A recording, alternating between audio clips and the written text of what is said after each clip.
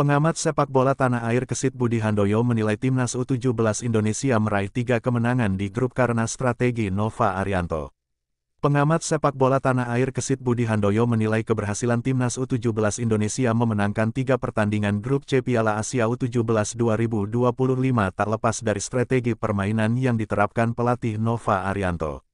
Skuad Garuda Muda mengawali dengan kemenangan atas Korea Selatan 1-0, lalu mengalahkan Yaman 4-1 dan terakhir menang atas Afghanistan 2-0.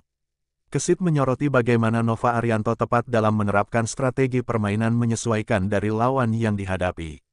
Lawan Korea Selatan, menurut saya, strateginya lebih kuat bertahan dengan kompak defense, kemudian mampu menghalau serangan yang dimiliki oleh atau yang dilakukan Korea Selatan, tutur dia kepada Tempo, Jumat, tanggal 11 April tahun 2025. Kesit menilai, kualitas dan kemampuan tim Korea Selatan lebih kuat dibandingkan Indonesia, namun Nova bisa menempatkan strategi permainan dengan tepat. Pertandingan kedua, lihat, lawannya bisa dikatakan selevel lah dengan Indonesia, Yaman. Permainan Indonesia lebih berani bermain terbuka, ofensif. Dan hasilnya bisa kita lihat kemudian, Indonesia bisa meraih kemenangan telak 4-1, ujarnya. Lebih lanjut, Kesit mengatakan Nova menekankan kepada para pemainnya untuk bermain kolektif dalam membangun serangan saat menghadapi Yaman. Pola itu, kata dia, cukup berisiko saat menghadapi Korea Selatan. Kalau lawan Afghanistan sebenarnya tim ini tidak lebih bagus daripada Yaman. Karena itu, saya tidak kaget ketika Coach Nova menurunkan 6 pemain cadangannya dengan hanya 4 pemain utama. 1 pemain malah debut, Ida Bagus Cahya, ujarnya. Saat menghadapi Afghanistan, 2 gol tercipta di menit akhir berkat masuknya pemain inti Fadli Alberto Hengga dan Zahabi Goli pada tambahan babak kedua, dengan asis Aldiansyah Taher. Menurut Kesit, hal itu baik karena memberikan kesempatan kepada pemain cadangan untuk persiapan laga di Piala Dunia 2025. Walaupun kualitas pemain itu hampir sama levelnya dengan pemain-pemain yang selama ini diturunkan sejak menit awal, penampilan mereka masih perlu dimaklumi. Menurut dia, saat menghadapi Afghanistan, permainan Indonesia U17 berani main terbuka meski kerja sama belum begitu padu.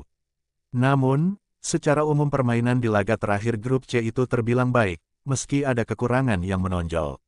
Apalagi terlalu banyak dribbling, ada beberapa kali pemain lebih banyak melakukan dribbling untuk mencoba melewati beberapa pemain lawan.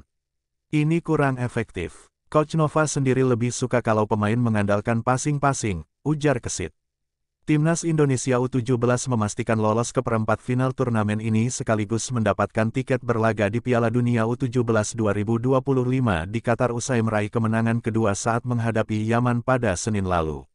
Untuk pertandingan di babak perempat final Piala Asia U17 2025, skuad Nova masih menunggu siapa lawan yang akan dihadapi dari grup D yang akan ditentukan dari hasil pertandingan terakhir grup pada Sabtu dini hari WIB, tanggal 12 April tahun 2025. Sebagai juara grup C, skuad asuhan Nova akan menghadapi runner-up grup D. Sebanyak 6 tim memastikan lolos ke perempat final Piala Asia U17 2025. Timnas Jepang melaju dan Vietnam out, berikut daftarnya. Piala Asia U17 2025 memainkan laga dari grup B pada Kamis, tanggal 10 April tahun 2025.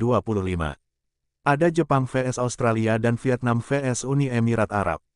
Jepang kalah dari Australia 2-3 di Stadion Okat Sports Club, Taif.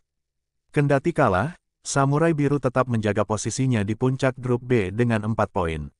Sementara Australia harus puas di tempat ketiga. Meski mengemas 4 poin, Joyce kalah head-to-head dengan Uni Emirat Arab. Di laga lain, UEA bisa menahan imbang Vietnam dengan skor 1-1 di King Fahd Stadion. Hasil itu membuat UEA juga mengemas 4 poin dan lolos ke perempat final Piala Asia U17 2025, sementara Vietnam harus menjadi juru kunci dengan 3 poin. Daftar tim lolos ke perempat final Piala Asia U17 2025. Uzbekistan, Arab Saudi, Jepang, Uni Emirat Arab, Indonesia, Korea Selatan.